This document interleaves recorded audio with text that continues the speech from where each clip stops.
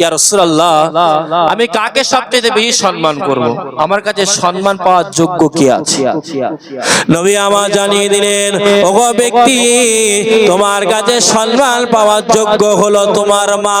ইয়া রাসূলুল্লাহ, তারপরে কে? নবী আমার বললেন উম্মুকা, তোমার মা। তারপরে ইয়া রাসূলুল্লাহ নবী বললেন তোমার মা। চতুর্থ নম্বরে নবী বললেন আবুকা, তোমার কাছে সবচাইতে সম্মান পাওয়ার যোগ্য হলো তোমার বাপ। আল্লাহ নবী এখানে তিনবার মায়ের কথা বলেছেন, চতুর্থবারে নবী আব্বার কথা বলেছেন। এ দ্বারাই বোঝা যায় বাপের থেকে মায়ের সম্মান আল্লাহ 3 গুণ বেশি বাড়িয়ে দিয়েছেন। জোরে বলুন সুবহানাল্লাহ। বাপের থেকে মায়ের সম্মান আল্লাহর দরবারে কখন বেশি বলুন? 3 গুণ বেশি। ওগো আমার সোনার মানিকেরা, ওই মা বাপকে যদি আপনি সম্মান না করেন, ওই মা বাপকে যদি আপনি খেতে না দেন, ওই মা বাপ যদি আপনার জন্য, ওই মা বাপ যদি আপনার উপরে রাজি খুশি না থাকে, ওই মা বাপ যদি আপনার উপরে সন্তুষ্ট না থাকে, আপনার টাকা পয়সা ধন দৌলত, আপনার লক্ষ লক্ষ টাকা খরচা করে আপনার কোনো লাভ হবে না। প্রিয় নবী মুহাম্মদুর রাসূলুল্লাহকে সাল্লাল্লাহু আলাইহি ওয়াসাল্লাম জানিয়ে দিলেন, ওগো আমার উম্মত উম্মতি, পিতা মাতার সঙ্গে সৎ ব্যবহার করো, পিতা মাতার সঙ্গে ভালো ব্যবহার করো। আল্লাহর নবীর একজন সাহাবী আল্লাহর নবীর কাছে এসে বললেন, ইয়া রাসূলুল্লাহ, হাবিবাল্লাহ হুজুর, আমি জিহাদের ময়দানে যেতে চাই। জিহাদের ময়দানে যাওয়াটা ভালো কাজ না খারাপ কাজ বলুন? ভালো কাজ। ইয়া রাসূলুল্লাহ, আমি জিহাদের ময়দানে যেতে চাই।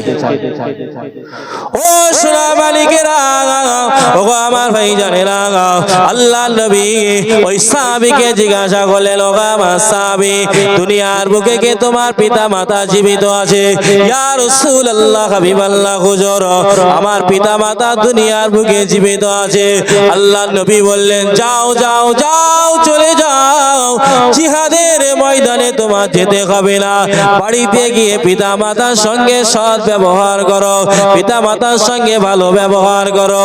ওটাই পিতা মাতার সঙ্গে যদি ভালো ব্যবহার করো, জিহাদের ময়দানে গিয়ে যে সওয়াবটা পাবে, মায়ের সঙ্গে ভালো ব্যবহার করলে জিহাদের মতন সওয়াব তুমি পাবে। জোরে বলুন সুবহানাল্লাহ।